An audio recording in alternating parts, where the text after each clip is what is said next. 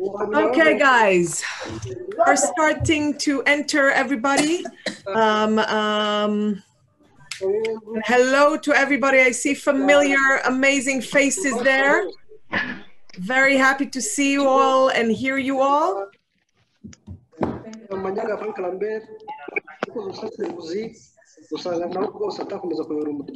Mr. Wagner.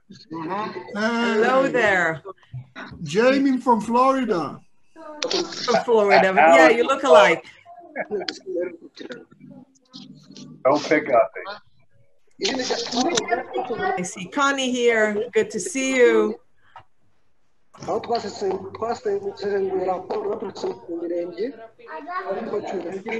this is Stuart from DRA in Berkeley. Hello there. How are you? Nice to meet all of you. Great. Who else do we have here? I want to hear the countries. I want to hear where you're coming from. Scotland. Cyprus. Hello, Gavin. It's Christine here from France. Christine. Hello, Hello there. Rwanda. Philadelphia. Hey everybody from Colombia. Hello from Georgia. I'm the Kiss. Georgia, Colombia. Hello, I'm your יש לך לא נחמד כזה. Israel. Yes.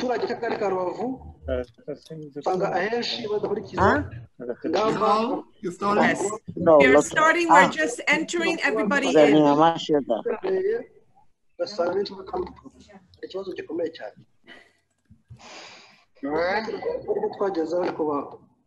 Okay. Very good, guys. Are you ready? How are you? Hello there. Hello to you. Hello, I'm Emmanuel from Rwanda. Rwanda. Hello. Hello. For all those who are new in this webinar, don't be alarmed. The big mess of the beginning will relax and it will be okay. It's under control. Thank you. Werner from Germany. Hello there. Hello. Hello from Argentina. Woo! How are you, Warner? Amazing, amazing. Warner, how are you doing, sir? Great. Hello from India. India, thank you. So,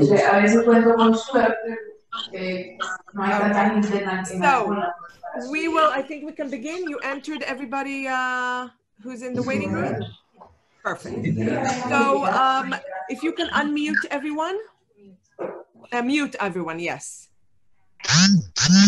This is the advantages of being the host, okay?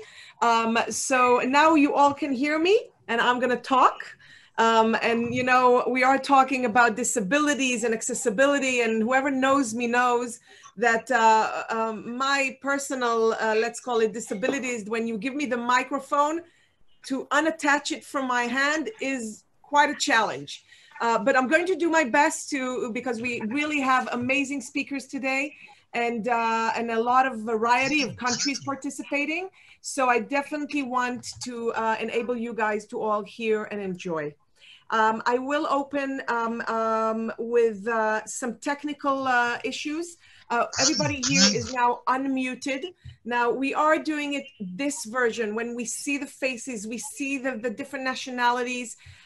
This is on purpose. But once we begin, what I suggest is put your Zoom on speaker view. That way you will see the big picture of whoever is speaking at the moment. Unless, of course, you are using sign language, and then look for Pamela or Richard. They are our two sign language interpreters.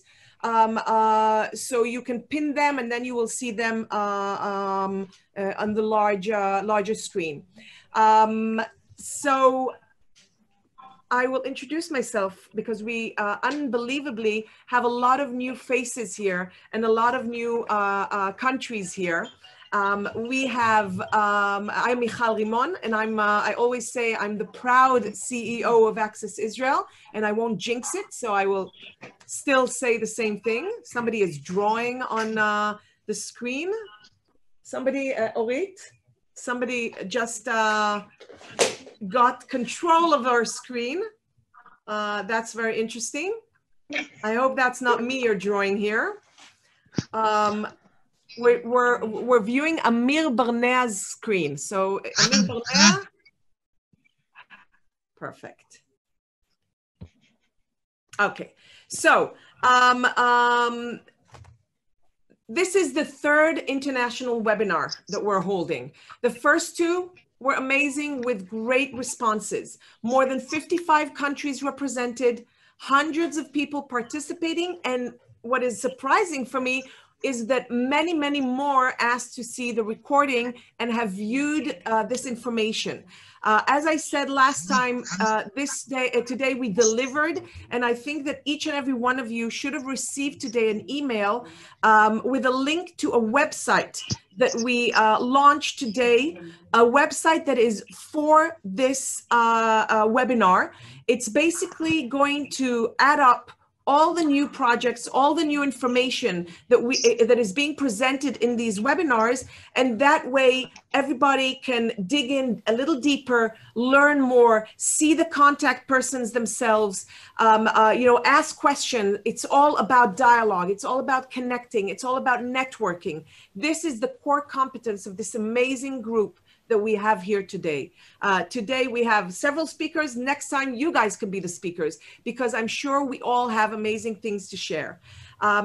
This is now a great time to first of all thank, I mentioned the sign language interpreters. So our partners that are always there for us on this aspect, language people, Lisa, really thank you very much. We know that during these times, a lot of the interpreters are busy with a lot of work with, doctors and all kinds of remote meetings that they have to interpret.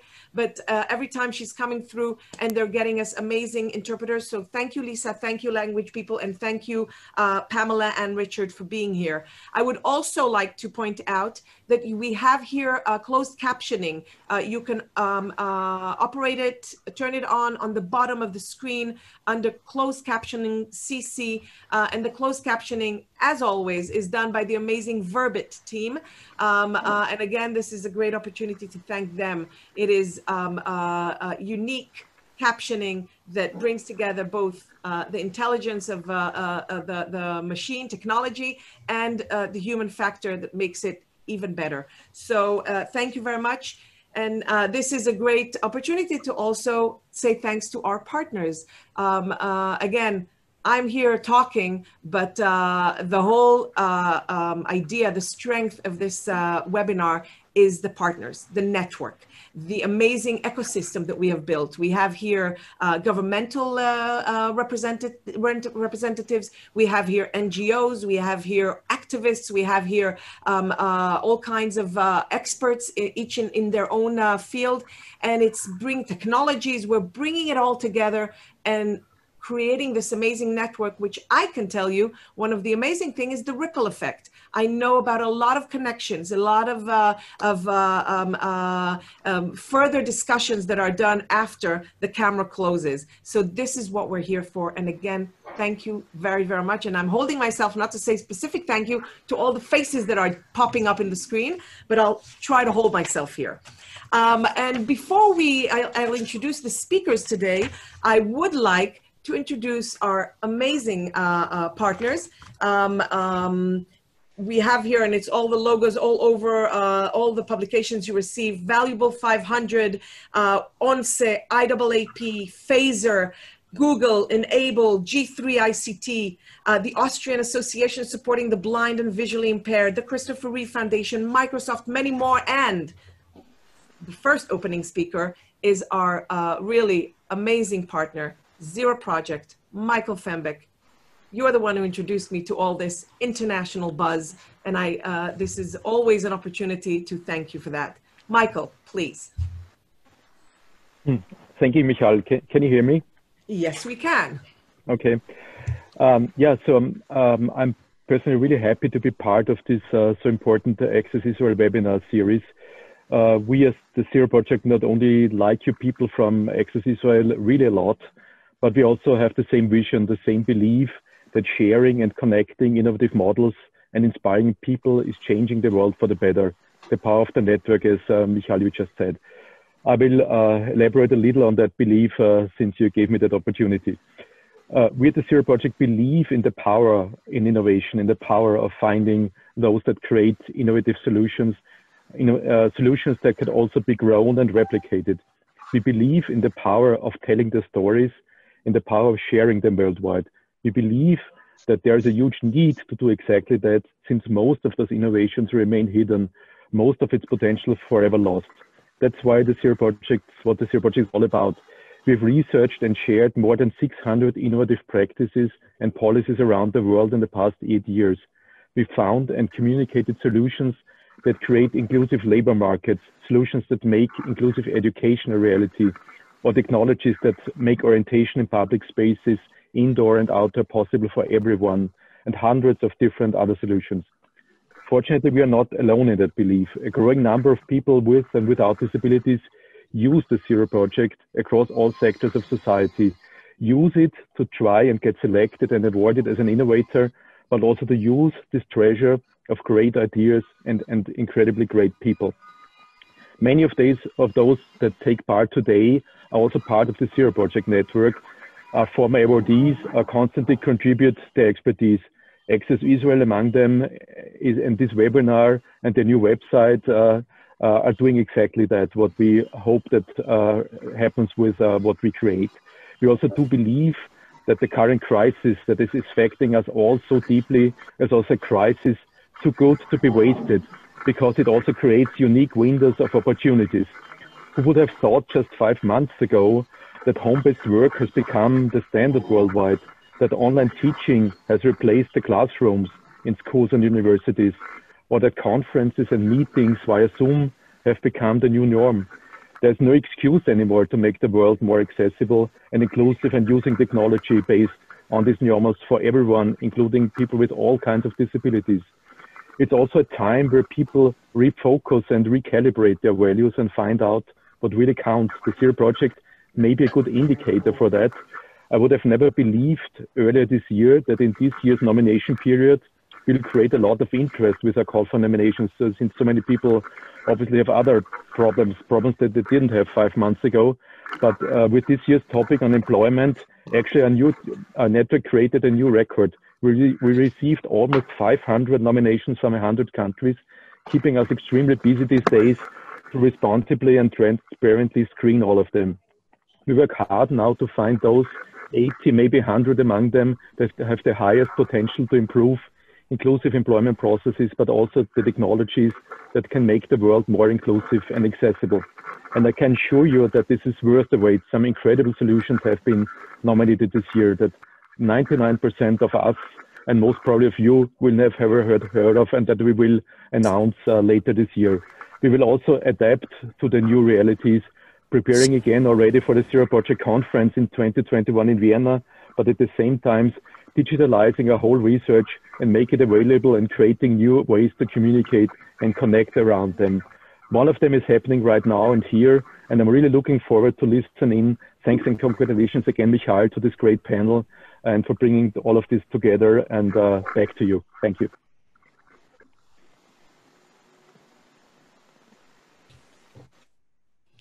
Again, here. Thank you very much, Michael. You guys are truly an inspiration. And I know not only for me, but really for many of our partners here today. And again, I would like to thank you very much. Yuval Wagner, the guy that got me hooked on these issues, the chairman and founder of Access Israel. Please, Yuval. Hi, everyone. We are very happy to be here together on our third webinar on this very important issue. I'm apologizing for all of those that can't enter. We had some problem with Zoom that limited our quantity for 100 participants. So we will send the others, unfortunately, to see the recording, because there were many, many more that registered for today. Anyway, we are at this crazy time all over the globe, in so many countries, dealing with this unbearable virus, the COVID-19. but this virus have affecting our target of making accessibility and inclusion in all our countries. And it's about many, many issues, about food and medicine. It's about employment, it's about learning, it's about transportation.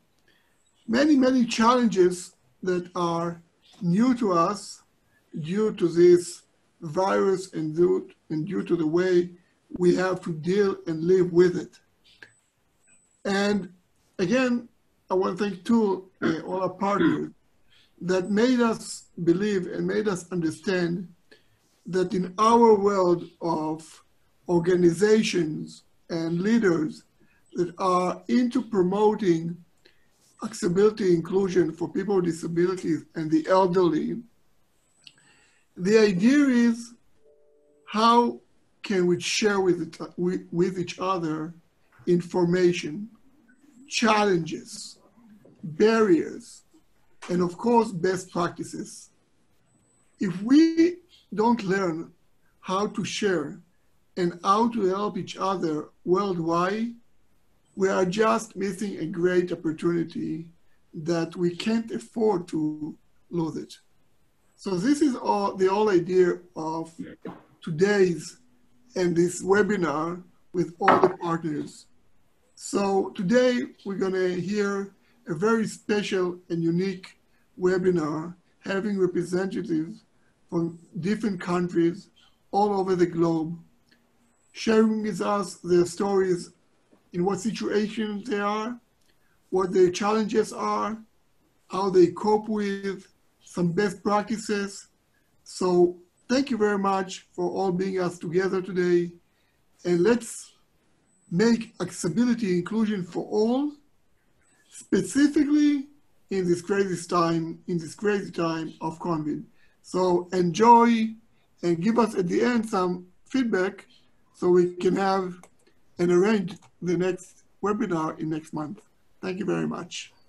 Thank you very much, Yuval. Now, I must share with you something personal before we continue. Every big conference that we do, I always gather my staff and I tell them, I promise you guys, doesn't matter how much we try, something is always going to go wrong. The question is, how do we deal with it? With a big smile, with optimism, and we can find a solution. So guys, something has gone wrong. For some reason, Zoom has limited this way of doing the webinar to only 100 people. We have many, many more people out there wanting to join in. And because I don't want to disappoint them, I'm going to do something that Yuval will probably kick me later on, but bear with me, Yuval. We sent you in the chat a link to a new link connection of the Zoom. I am going to ask you, please, disconnect from this, reconnect to the other one, and we'll continue from where we're stopping up now, okay? So again, big smile. Remember, we're here for a good cause.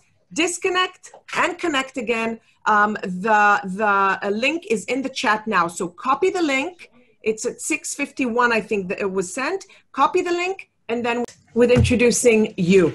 Okay, so Victor Khaleesi. Don't go on too long. Yeah, Victor Khaleesi is first of all a great friend, and other than that, he is the commissioner for New York City's in the mayor's office for people with disabilities.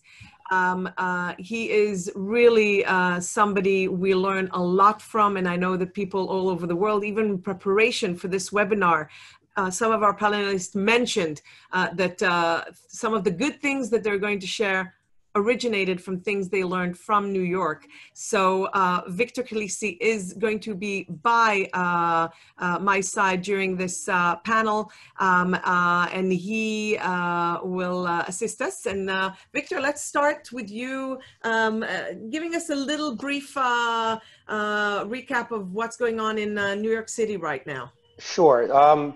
So let's, if we think about it, when coronavirus hit America, New York City was the epicenter at one point.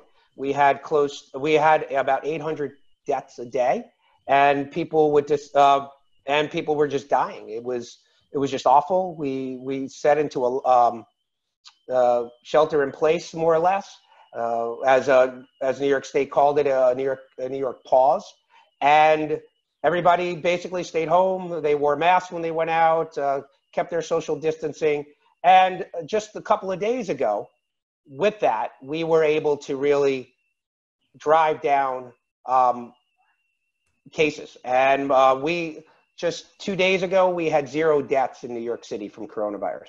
So they ticked up a little bit with deaths in nursing homes and in hospitals, but overall, the numbers have been relatively low. There's been opening plans within America, and we were moving on to phase 3, which was to allow indoor dining. And we realized right away that the deaths were just climbing up, and we learned from other places around America that didn't work. So now we closed indoor dining, only have outdoor dining. The numbers are kind of stable, and America's been a lot of protesting going on. And we thought that would rise up the cases, but it hasn't, because people have worn masks and they've been outdoors. So there's a lot of good things that we've learned. And then we've really been on top of people with disabilities, providing protective equipment, trying to stop the digital divide that's out there so people can have access to these Zoom calls, making sure kids with disabilities have access to school and related services, making sure that we hold a weekly call with disability advocates to let them know what the city is doing through Department of Health, through food insecurity, and so on and so forth. So that's where we are in New York City. And we put out lots of guidelines and websites and digital information to ensure that accessibility is met in every step of the way.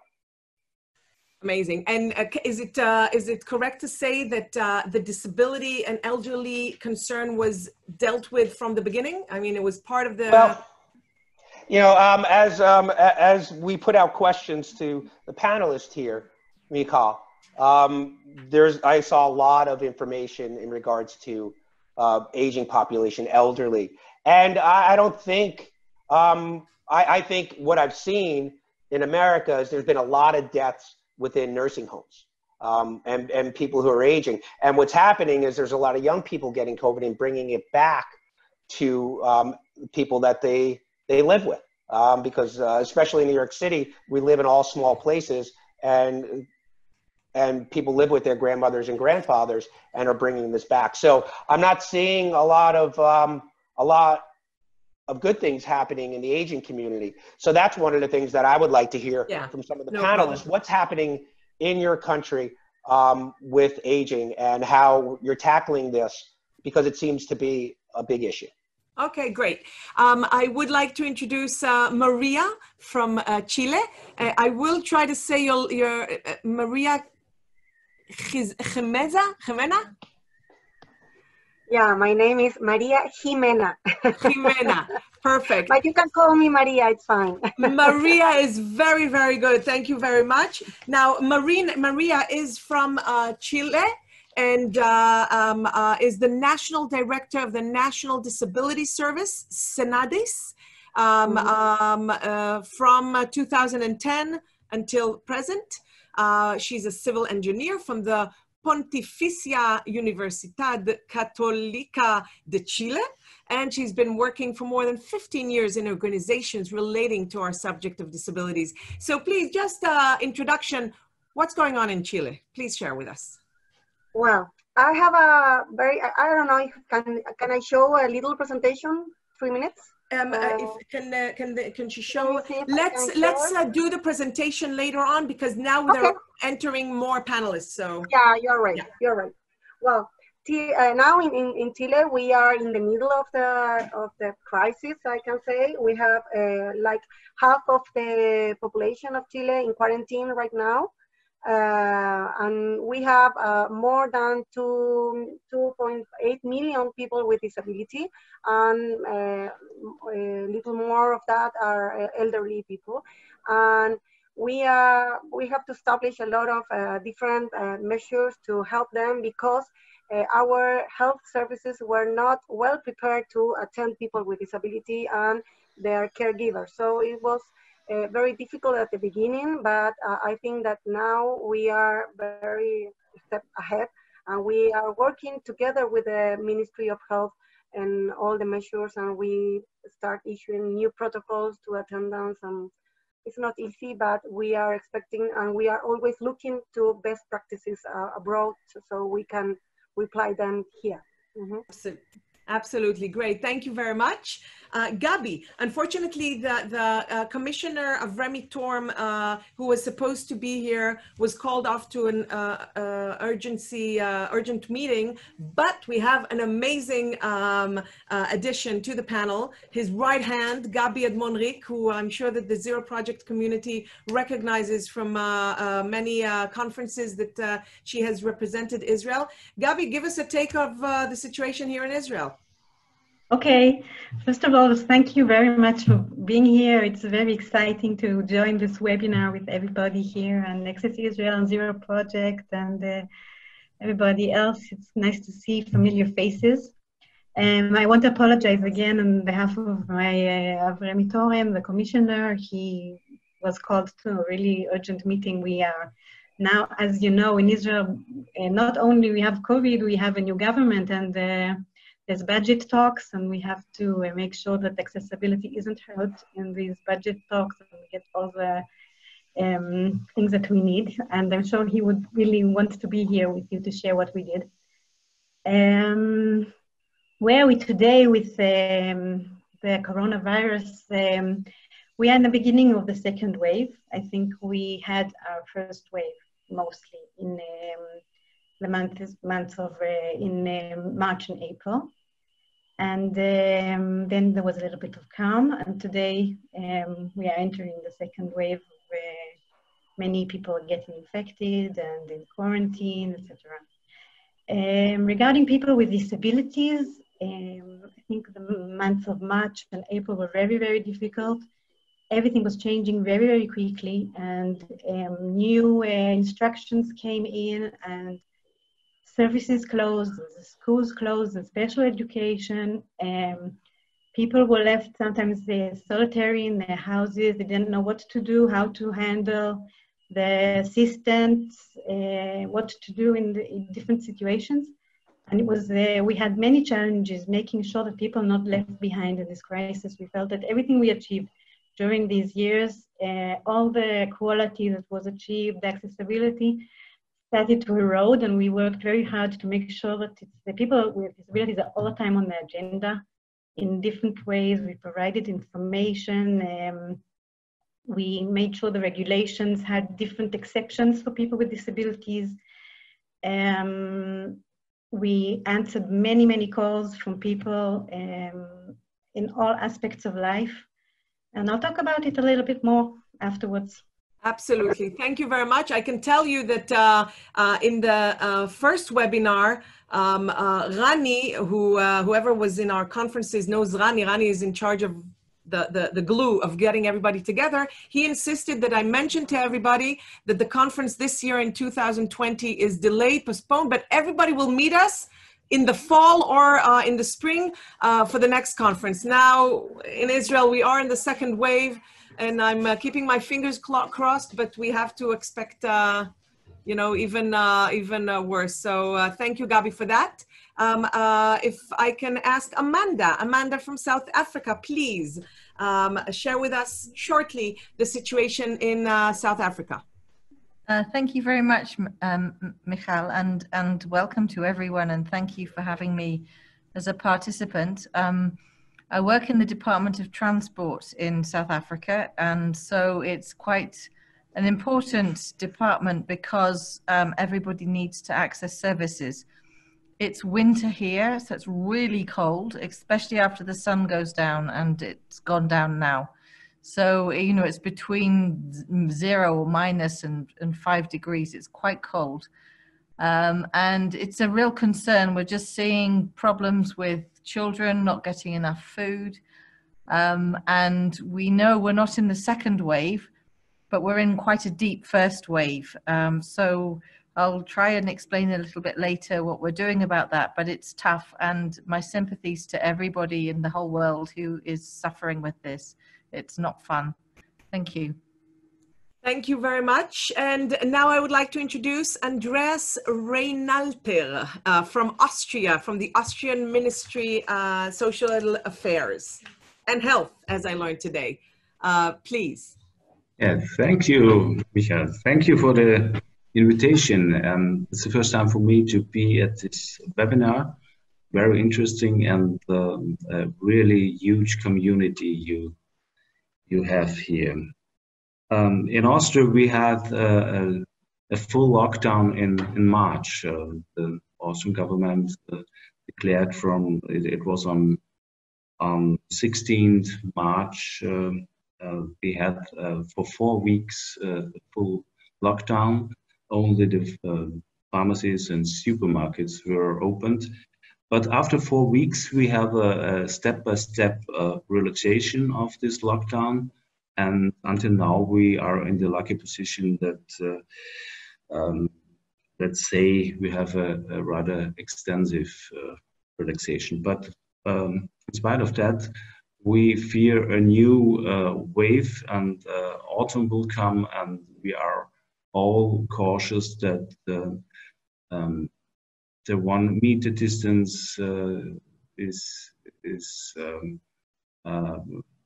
is used if necessary, or masks are used. So it's as everywhere. It's a situation that all of us are not free. And what we are talking today is for people with disabilities, everything is, let's say, in a stronger way because of all the circumstances a life with disability has.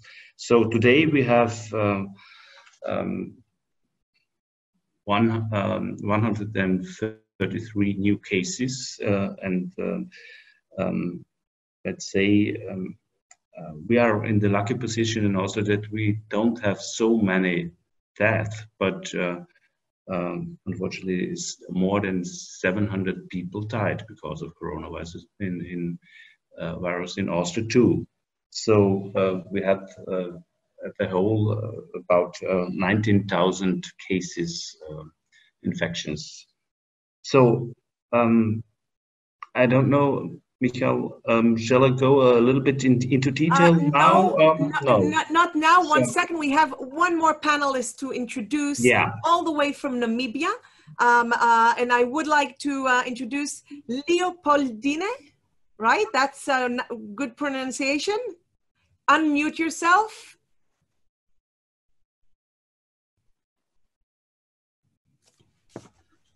Yes. Perfect. So Leopoldine.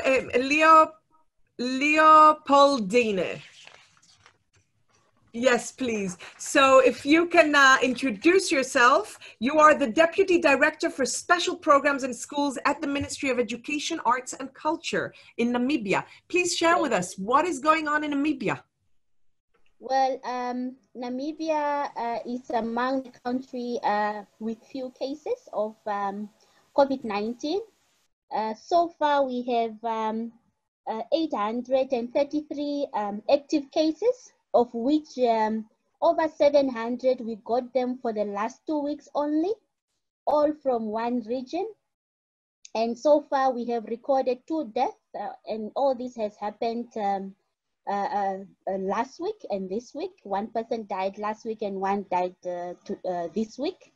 And we have 678 people in quarantine.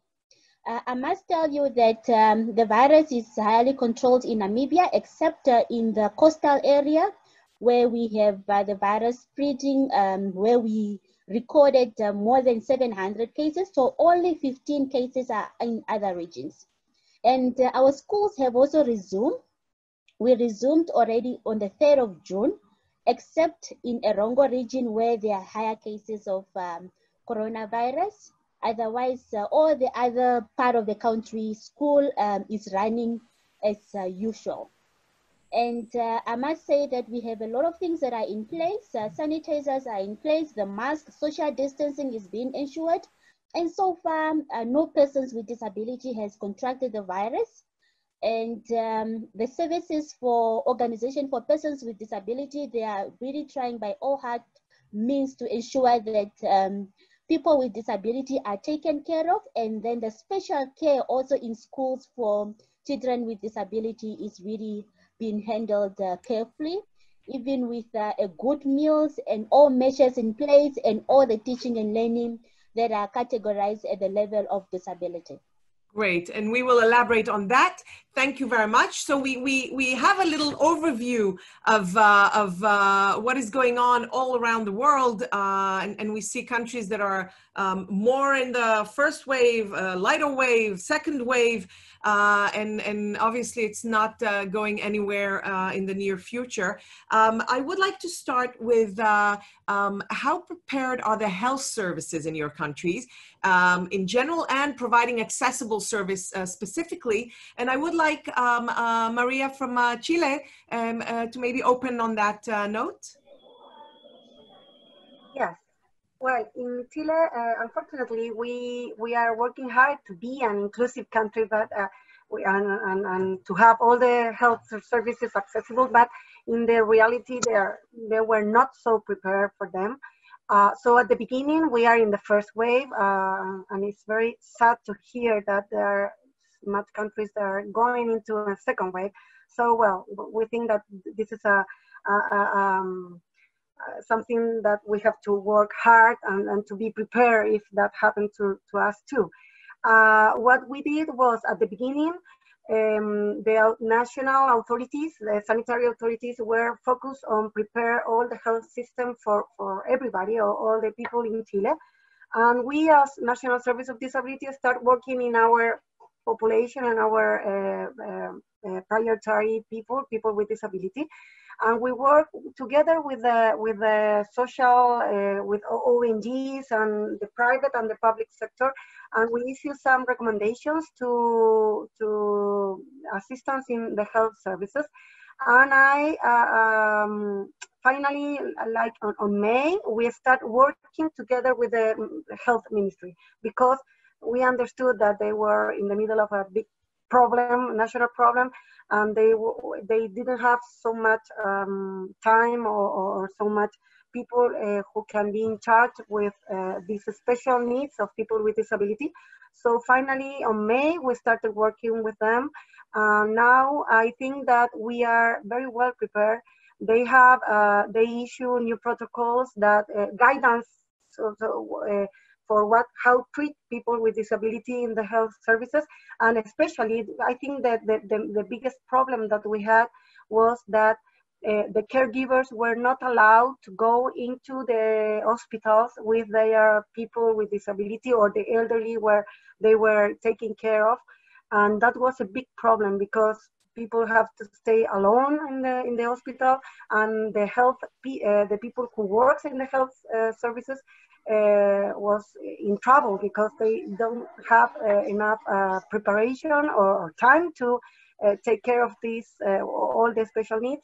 So now, last week, they issue a new protocol, a new guidance with instructions about caregivers have the right to go into the system, the health system, with their people with disability. And I want to thank, because we use, as I said before, we use other experience to apply here. And in the case of the caregivers' importance and the role that they have to play into this crisis, we use some references, and we use as reference the guidance, the health guidance of the Health Department of New York, that you put that as a very special issue. So we use that with our Ministry of Health, and they decide to do something similar. So now I think we are best prepared, but at the beginning we have to recognize that the system was not prepared to attend properly people with disability. So thank you, Maria. I'm glad that New York was helpful. I want to move over to something that I saw what Austria put out about disability rights and the fundamental conflict. Talking about how the Convention on Rights of Persons with Disabilities allows people to have this independent living, but on the other side, during the pandemic, what's happening to people with disabilities. So can you touch on that a little bit?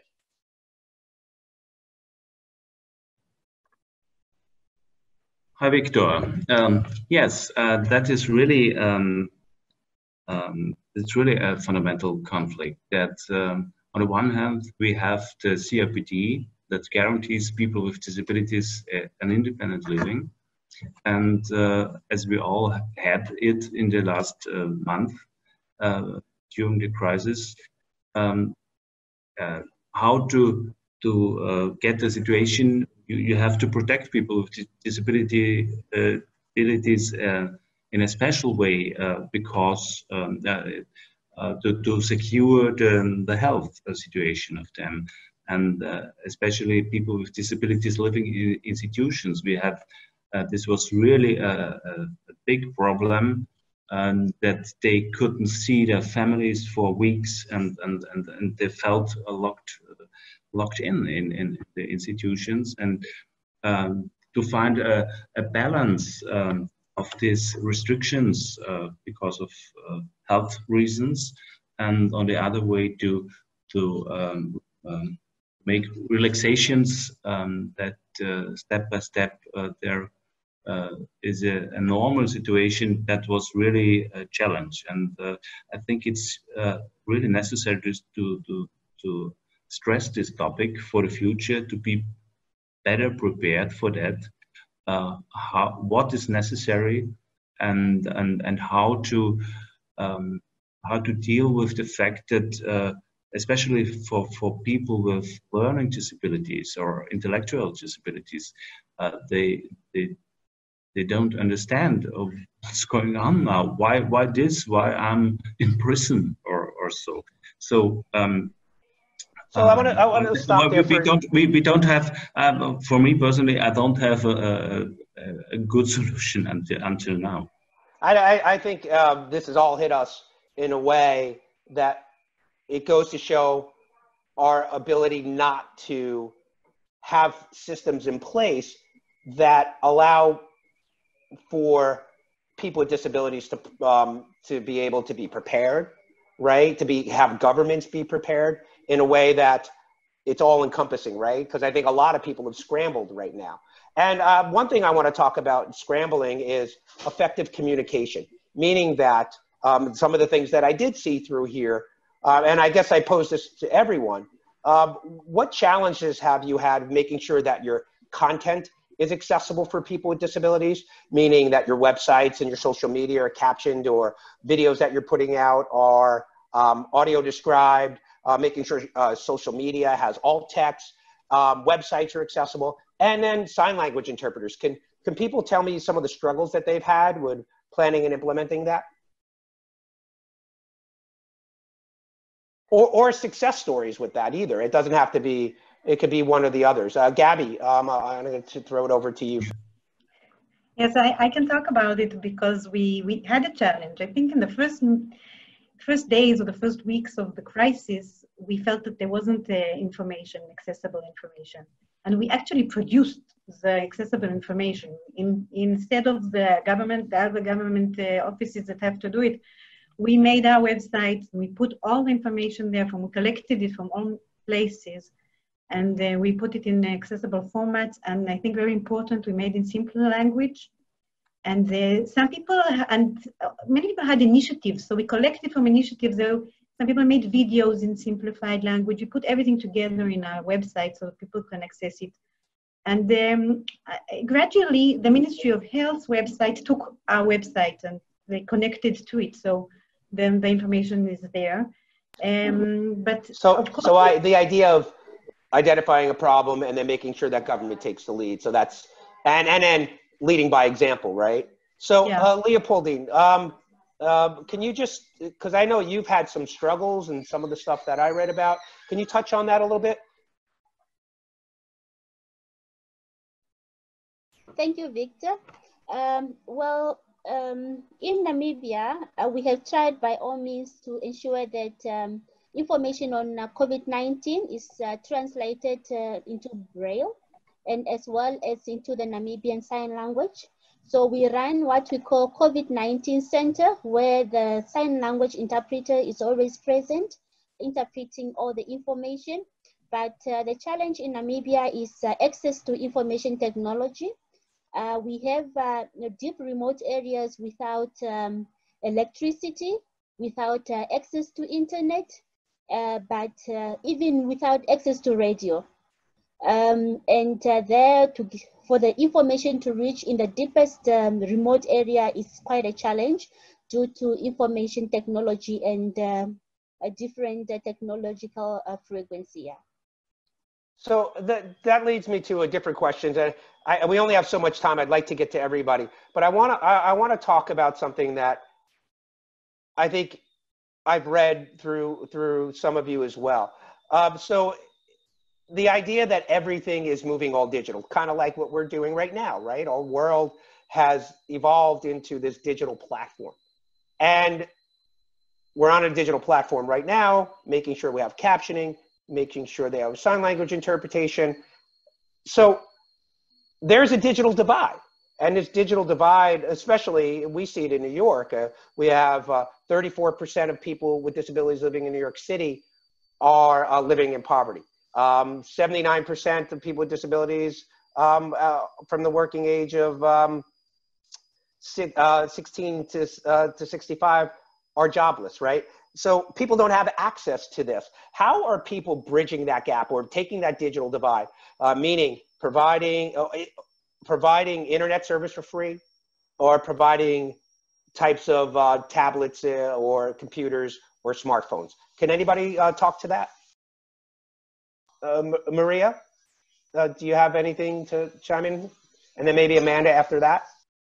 Yes, in that case, we face almost the same here. People with disability, they don't have many access to internet or things like that. So at the beginning, we start to change our programs and to face this new challenge.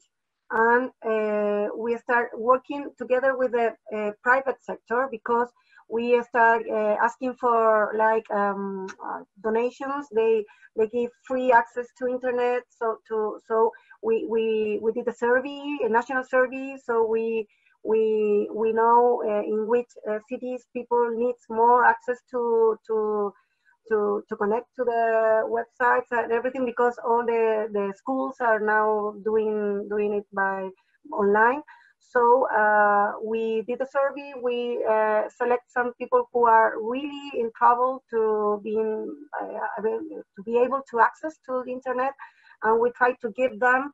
We change our programs and we focus them, and we are trying to help so nobody stay away from the online world now.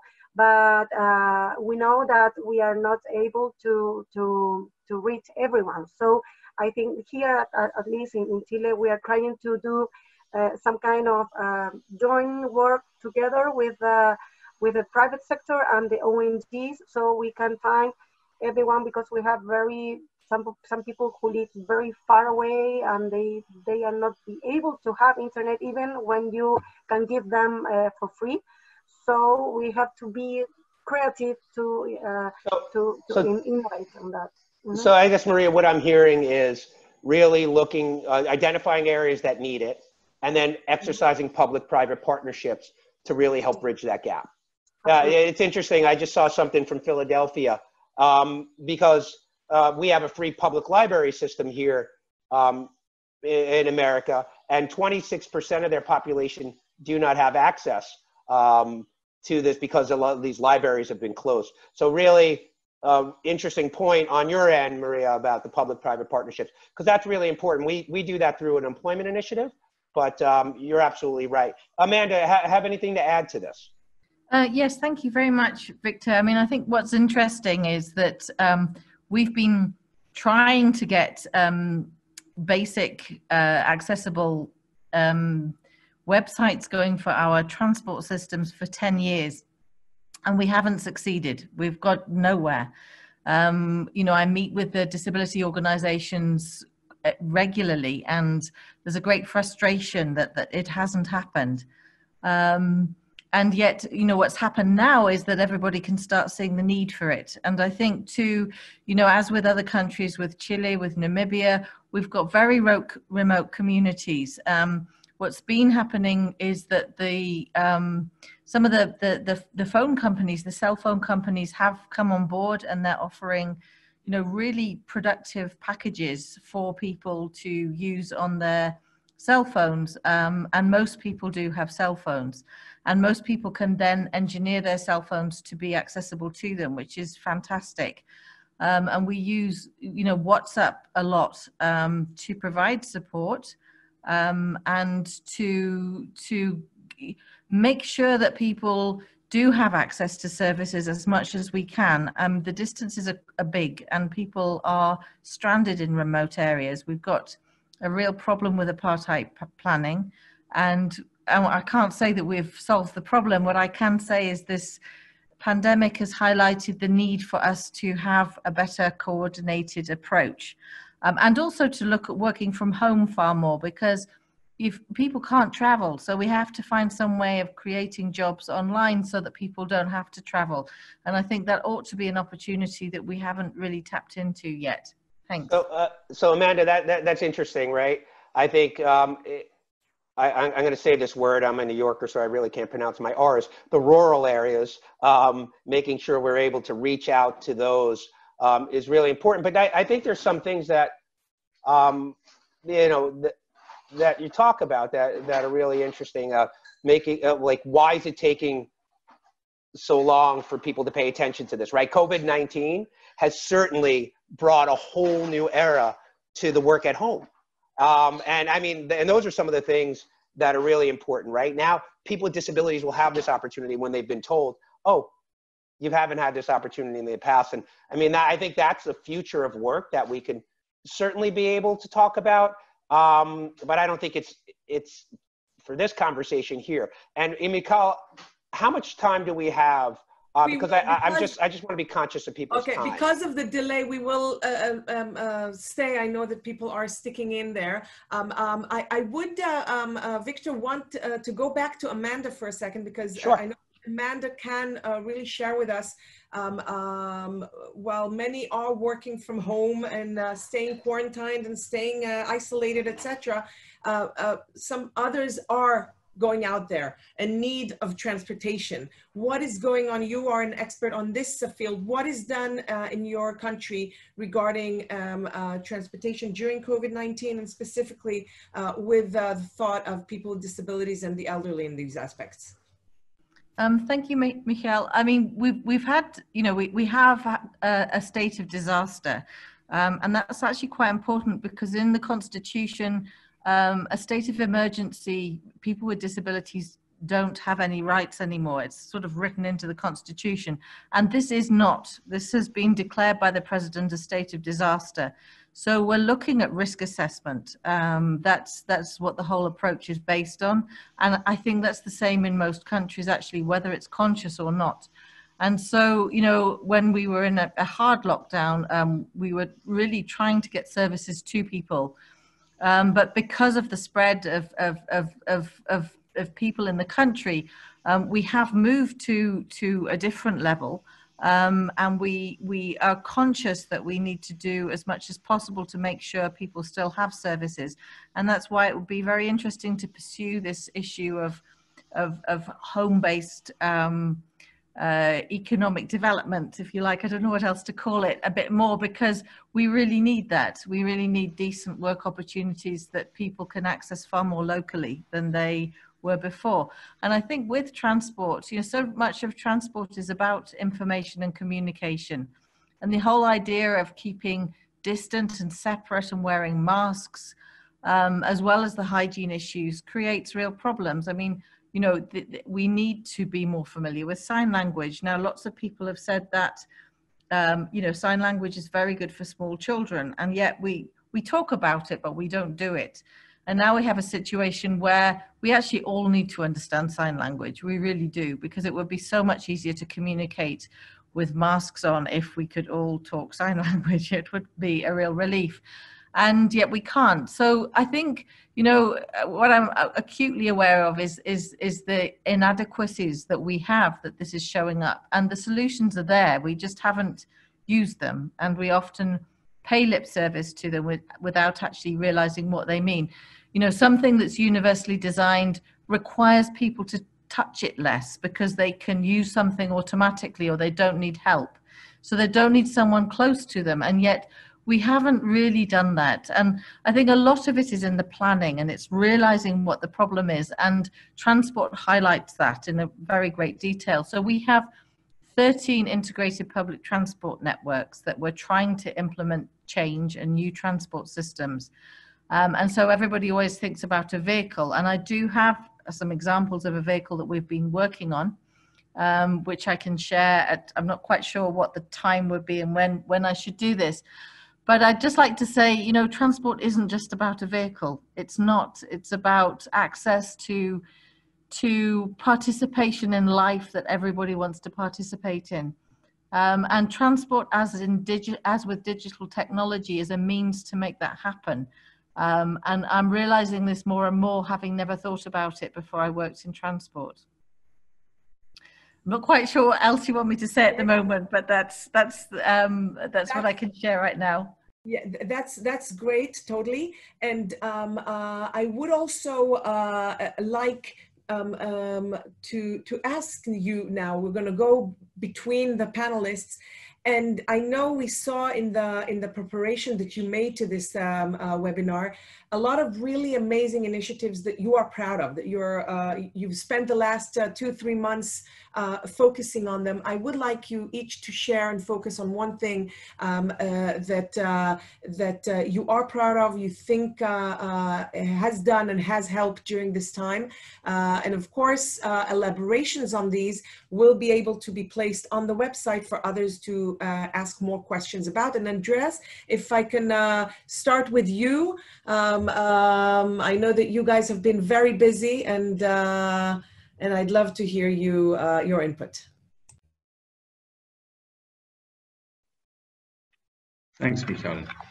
Yes, what have we done in Austria? So regarding to COVID-19 crisis in general, the Austrian government was announcing the COVID-19 crisis management fund up to 38 billion euros. That's approximately 10% of the GDP will made available in Austria to support the economy by means of loans, guarantees, warranties, to stabilize healthcare, to stipulate the economy for short-term work, etc. If the funds are not sufficient, there is the possibility of expansion. The Austrian government also launched labor market management measures like the COVID-19 short-time work. In the case of temporary non-seasonal economic difficulties due to coronavirus, company employees have the opinion of reducing their working hours by 10 to 90%. This for 3 months. The financial means are available for small and large companies in all sectors. A social partner agreement is a prerequisite for the use of the COVID-19 short-term work. Overall, the Minister of Social Affairs and Health is responsible for seeing that there is a meaningful participation of people with disabilities in the national COVID-19 emergency task force, which all the time during the crisis was very important for the federal government. With the special care leave measure, it shall be ensured that employees who are not entitled to leave of absence can nevertheless take care of persons with disabilities who are living with them in the same household. The employee on special care leave is paid the usual amount of his or her pay. The employer is entitled to claim 1/3 of the pay for the financial authority, from the financial authority. People with disabilities and the elderly who have certain pre-existing conditions and cannot work in home office or in a specially protected workplace have to be released from work and are entitled to the contingent payment of their wage. Release from work can be extended until the end of the year. Another measure is the securing the workplaces of people with disabilities. This is very important. There are more flexible subsidies for employers who employ people with disabilities in order to secure jobs. The government has given more money on that. Another big topic are the effects of COVID-19 related measures on 24-hour care for elderly people. The vast majority of care persons working in 24-hour care in Austria comes from other EU member states, especially from the eastern part of the European Union.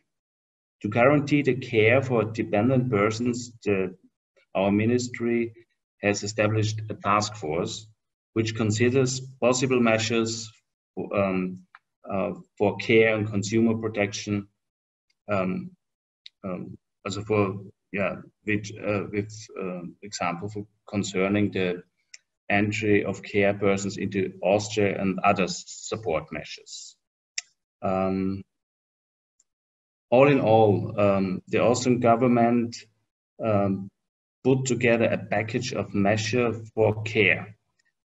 200 million euros are to be made available to avert emergency situations in the care sector. The government is dedicated to avert a nursing care emergency by expanding existing reserves in inpatient nursing care and strengthening mobile services. And last but not least, our ministry prepared a huge range of recommendations for action on mental health during the pandemic for persons working in the health sector, for parents and persons who care for children, for persons who care for the elderly, for the institutions and homes for people with disability, as well as for the whole population. So it was a package of measures, and what done a lot. We did a lot, and what I want to really say at the end of my explanations was it is also important that the political part is engaged in the right manner, let's say. So our government realized and from the beginning we have to do something, we have to react, we have to make quick decisions, and we have to communicate in a right manner with the population, and that worked. So our government did a good job on that. Great, thank you very much. Gabi, what is your what is the one project that you think is really something you guys are proud of? Okay, that was very fascinating to hear about Austria, because our experience is very different. The one thing that I think we should point out is the round table that we initiated and held, which had around it everybody from the NGOs, from different government offices, and many representatives, people with disabilities. The round table, what we saw in the beginning was that lots of entities were doing something, everybody was doing something, they were trying to do something, but there was gaps and there was nothing to coordinate between everything that was being done. So the Prime Minister's office has like a mechanism of round tables, and we convinced them to open a sub round table about people with disabilities in the crisis. They opened a few round tables, and we convinced them, we led it together with the organization, the Israeli Mental Health Association, Enosh, and we had everybody around the table, of course, including Access Israel. And the first thing was to map out what are the problems, what are the gaps, what the people with people with disabilities encountering. And everybody agreed what these are the gaps. And then the second time, people talked about the different solutions and still what is open. And it was very, very moving to have this coordination, people talking to each other, not shouting or just complaining, but really bringing solutions, bringing the problems, trying to find solutions. And in between, there was a lot of work on this round table, in between the big meetings, but it's very moving to have everybody around the table, everybody focusing on the same issue. And after things calmed down a little bit, we the roundtable divided into subgroups, and they wrote recommendations on different issues: information accessibility, people in care facilities, education, health, care workers, and everything that we think that should be implemented in the future by different government entities or organizations. And this is like a manual which will be, it hasn't been issued yet, but it should be like a guideline for this crisis and the next crisis. But I think the most important thing is bringing people together to help. It's even support in this time of crisis. Can I give another example? Short example, and then we'll move on to the next country. Yes. I think one other thing that was very important was to look at every emergency regulation that came out in the perspective of what does it do to people with disabilities. Like we had a measure that people in the lockdown are not allowed to leave their house more than 100 meters. And we came, and because we're part of the Ministry of Justice, this is our place.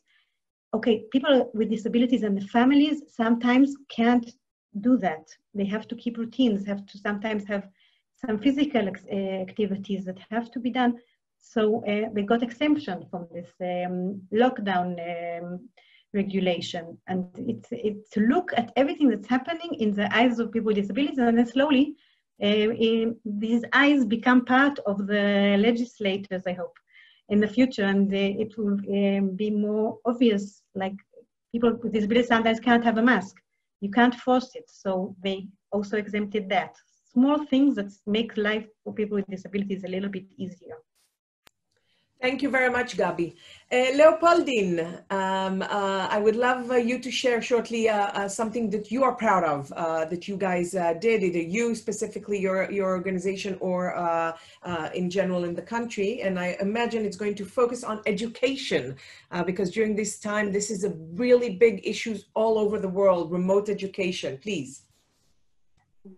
Yes, thank you. I am proud of the Namibian government for putting in place the COVID-19 protocol measures, and then for the investment as well that we have received from different public-private partnership and donors and development partners.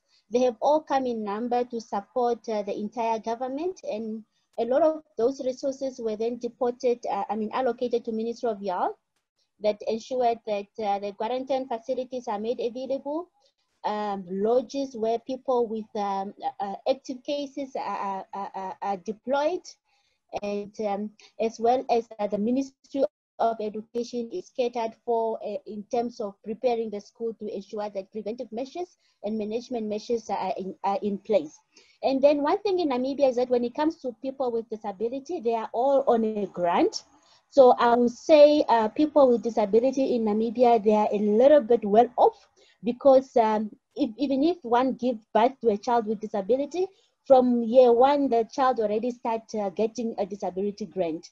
And one thing that we are not managing well is that a lot of people have lost jobs because a lot of industries have closed, and the government is not doing much to inject finances into those industries so that they keep their employees. So a lot of people are laid off, and then they are also not supported with an income to live on. Unlike with people with disability, they keep their grants. Even if you are retrenched, you still get the grant. Even if you are employed, you are still on a grant. So for them, it's a little bit much better. And then the Ministry of Health and Education has also made services available for counseling, to manage the stress of learners, and then also of patients with COVID-19 active cases, and anybody else that is stressing about the whole situation. And it's really have an effect on mental health. And there are toll-free numbers that one can call 24/7, and that is something that really is good for the country. And I should say, in nutshell, That's great. Yeah. Thank you. Thank you very much. Victor, if you have something to say, pop in, and if not, I will at the I'm end. good. Okay. Good. So, Maria, please share with us something you were proud of. And I saw that there's a lot of great things that you present. Well, I think I can talk about two things. The first one was that for the first time we start doing or making all the information accessible. We finally achieved that. We use sign language for all the official information. We use some applications, especially apps for blind people and for deaf people, and we put all the information in accessible format for them. And for the first time, we use the easy read and accessible formats for people with mental or intellectual disability. So I think that this was an opportunity to start using this, not just us as Senadis, because our institution must be accessible for everyone, but we, until this crisis, we didn't use that for all the public services. And I think this was a great thing that now everybody understands that they have to be accessible for all the people, including people with disability. And this is in one side, and in other side, I think that one big problem we faced was with people living with disability and dependency living in institutions. We have more than 1,200 people with disability in institutions and residences, and we were very worried about how to take care of them because they are so vulnerable until if they get the virus. And we did a very good job with all they used to be in charge of, they are ONGs who are in charge of these residences. And we worked together in prevention protocols and different measures. And we create another residences where they are prepared to receive people with positive cases. So we can isolate them and protect the other people and take care of the COVID-19 positive cases. And I think it was a very difficult work, but we are facing very good results of that. We just have, unfortunately, we have death, but we just have 5 people dead. So I think the measures were good, very well implemented. So I think that although we had made progress, but Chile was far from being inclusive country, and this crisis generate that we can make visible people with disability and their special needs. And I think this is the positive way to look the crisis is to see that there's no going back. We start doing all these things. We start facing all the troubles that they have and the special needs they have. We do the arrangement, the adjustment, and now we are not going to allow to go back, and we have to continue doing all this to face all the special needs that people with disability need in all aspects. And this is in a health crisis, but I think this is the way that we put people with disability in front of the line, and I think that is good for the future, because they are not going to be invisible. Totally. I think that this is a repeating issue that has been, we're going back to it in every single webinar. COVID-19, with the terrible effects that it has on the one hand, has proven to be an opportunity also. And we have to make sure that this opportunity, first of all, we think how we react now in a way that doesn't ruin everything we have worked for before.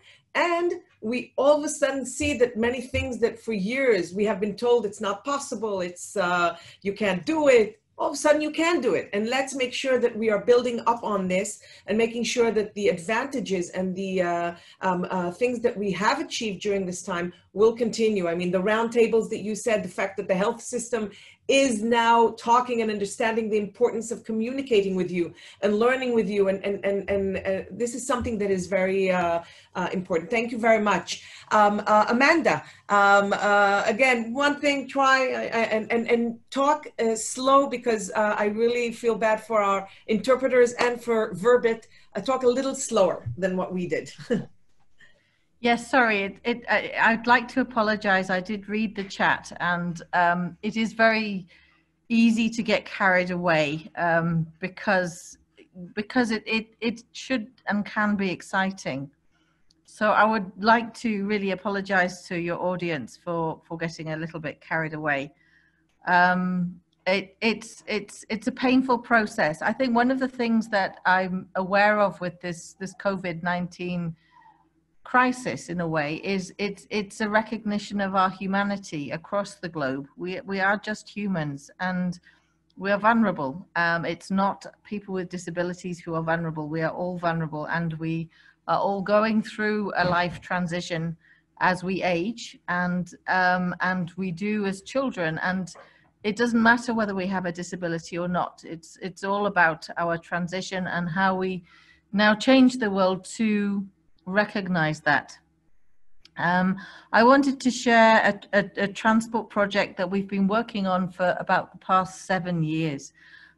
We have a situation where we need to make transport accessible across the country. It's really hard, and we were trying to look at different ways of doing this. And the common form of transport in South Africa is the minibus taxi. It's the same in a number of different African countries. That's everybody's form of transport, that and walking. So because walking distances are very far, we were trying to come up with a vehicle that we could use in a lot of different circumstances. So it could be used as part of a mainstream transport service, and it would stop and drop off and pick up in the same way as the minibus taxis do now, that are not accessible to everyone. But also something that could perhaps be used as an on-demand service. So you could maybe include people with a lot of different disabilities and more than one person in a wheelchair without making the vehicle too big. Obviously now we have to think about people being in close proximity to each other. So that's a situation that might mean the vehicle has to be used in different ways. A vehicle that can transport different sorts of loads as well as people. So we've tried to come up with something as flexible as possible. And I don't have to share the presentation with you now. I know it's going to be uploaded on the website. And we're working on a prototype, but what we did was we didn't want to work on a particular vehicle. We wanted to work on a vehicle which we could adapt, you know, whatever the manufacturer was, as far as we could. So what we've done is we've come up with some adaptations. It's basically a door that can open automatically, and then a boarding bridge, but the boarding bridge can turn into a ramp, because some areas there are no roads, there are no sidewalks. So we have to have something that can be flexible, because the other trouble is you can't have a solution that's fine in a rural area, but once you get to town, it doesn't work. We need to have something that can sort of transition in a lot of different ways. So that's something that I'm really proud of. We've got a prototype. We're working on another prototype, and we need to come up with some operational models. And one of the ways it could be used is transporting children to school as well, so that you know, we can make sure that we get all out of school learners into school. So that's right. basically. And you're going to upload this onto the website so people can get more information and see it over there. So thank you very much. Victor, can you share what you're proud of? Well, it's just, I'm proud of the international community that I'm part of. So thank you for allowing me to be part of this. Sharing ideas, looking at ways, public-private partnerships, looking at the future of transportation, looking at how we figure out COVID and bridging that digital divide and learning from each other. I think someone just posted something about the misconceptions that people with disabilities will be hired through virtual working, right? Yeah, it could be a misconception, but I think what we need to do is be able to provide people with disabilities with talent, show that people with disabilities can do the job, show that people with disabilities are there, and hold these companies and businesses and government responsible for the hiring of people with disabilities so we can get to the next level and be able to prepare for people with disabilities in a way that we're not an afterthought, that we are on the forefront of everybody's mind. So thank you, Access Israel, for allowing me to be part of this. And thank you, the world, for listening to me moderate today. And I hope I did a good job. Oh, as usual, Victor. I would like to end with three things. First of all, we had a lot of WhatsApp and people asking, because you are used to be part that everybody can see everyone. And this is the uniqueness. And I promise you, next webinar, we will go back to that. We want to see you. This is part of the charm of this international webinar. So that is the first thing. Second of all, I can tell you that I'm very excited, other than the fact that more than 50 countries were represented here today. The first international connection that Access Israel had has joined us, and I didn't really notice until he introduced himself. Doug Anderson was the first person that Access Israel invited to what we didn't even call international conference. I think, Doug, it was the first or second conference that Access Israel led. So I'm very, very happy to see circles closing up and having you here. And I'd love to hear more and maybe have you share in next sessions. You were an eye-opener when you came to us. I want to say on a personal note, and this will end our webinar today. First of all, I would like to thank the panelists for sharing, for preparing. I would like to, I have no doubt, and I see from the chat that there are going to be more connections and more people approaching you, and please use the website to do so, and that way we see the ripple effect. The idea is to show the ripple effect, to see how one small idea in one country can turn into a great innovation in another. So please do that, and we will show and we will share with everybody. I came to here from the hospital because my family was personally hit by the COVID-19 virus. And I can tell you, going to the hospital, wearing all the suits, going inside and trying to give that human touch to people who are coping with this has just stressed even more the importance of what we are doing here today. Because specifically, my mother-in-law, who is lying there, is an old, is part of the elderly that we are representing, can't hear so well, can't communicate with a cell phone, etc.